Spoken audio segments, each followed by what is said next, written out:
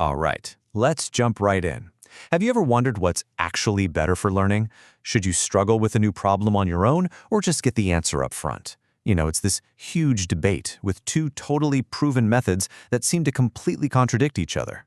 Well, in this explainer, we're going to unravel that puzzle, and you're going to see why sometimes failing first is actually the smartest way to get started. So this is the big question, right? For years and years, educators and learning scientists have gone back and forth on this. I mean, on one hand, it just feels so intuitive to show someone how to do something before they try it. But on the other hand, we've all had that amazing aha moment, and it almost always comes after a real struggle. So what does the science actually say? So before we can crack this paradox, we need the key. And that key is a really fundamental concept from psychology called cognitive load. It's all about the built-in limits of our brain. And honestly, once you get it, it completely changes how you think about learning.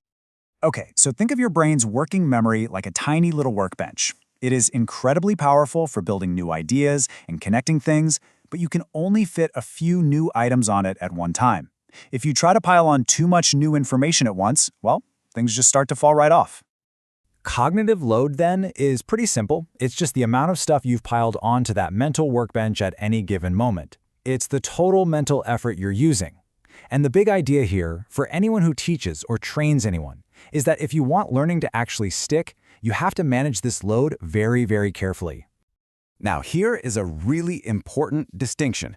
Not all mental effort is the same. There's what we could call good load and bad load. Intrinsic load is the good stuff. That's the productive effort of actually grappling with the new material. But extraneous load, that's just wasted energy. Think of it like trying to follow really confusing instructions or getting distracted. The goal of any good teaching is always to minimize that bad load, that extraneous stuff, so you can make more room on the workbench for the good stuff.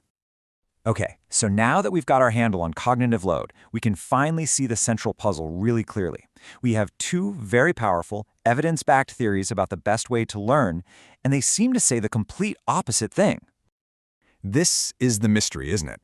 One group argues that for a total beginner, any struggle is just bad extraneous load. It overloads their mental workbench and just gets in the way of learning.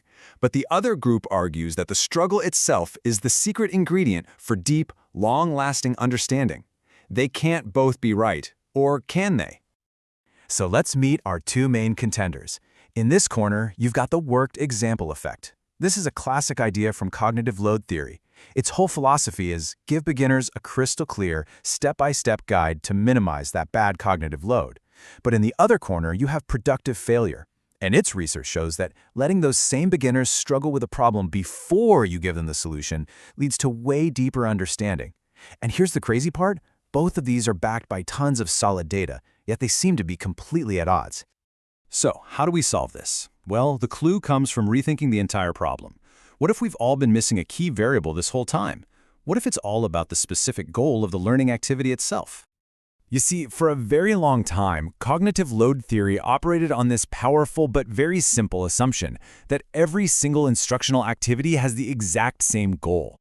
And that one and only goal was the acquisition of domain-specific schemas. Now, in plain English, that just means learning the specific rules and procedures you need to solve a certain type of problem.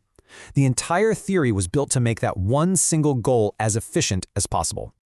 But what if that's not the only goal we ever have? This is the breakthrough idea, a hierarchy of goals. See, sometimes the point isn't to learn the procedure just yet. Sometimes the goal is just to get your brain ready to learn, to activate what you already know, or to make you really aware of what you don't know. And that simple shift in perspective, it changes everything. Because once you recognize that not all learning activities have the same immediate goal, the paradox doesn't just get tweaked, it completely dissolves. And what we're left with is a much clearer, much more flexible framework for thinking about how we all learn. And here's how it all comes together beautifully. Take the exact same activity, letting a total beginner try a brand new problem. If your goal is for them to learn the procedure, well then that struggle just creates bad extraneous load. It gets in the way. But, and this is the key, if your goal is just to activate their prior knowledge, that very same struggle is now good productive load, you see? The activity itself isn't good or bad. Its value depends entirely on the goal you set for it.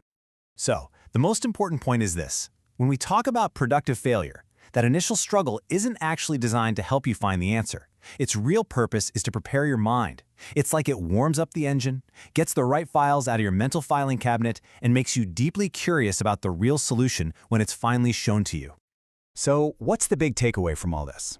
Well, this new idea gives us a much more practical and, frankly, more effective way to think about teaching and learning. It lets us move way beyond those old, rigid debates. At the end of the day, this resolves those old teaching wars. You know, the endless debate between direct instruction on one side and discovery learning on the other. It was always a false choice. They aren't enemies fighting for the top spot. They are just different tools for completely different jobs. So what does this flexible approach actually look like? Well, it means that before you design any learning activity, you ask one simple question: what is my immediate goal right now? If you want someone to master a specific procedure, yeah, you should use clear, explicit instruction. But if you want to prepare their brain for that instruction, then let them explore the problem first, see what they already know. The most effective teaching isn't one or the other. It's a thoughtful sequence of both. And that leaves us with one final question to think about. As learners, as trainers, as educators, how can we shift our focus? Instead of always searching for the one best method, what if we just got better at choosing the right goal for right now? Thanks for tuning in for this explainer.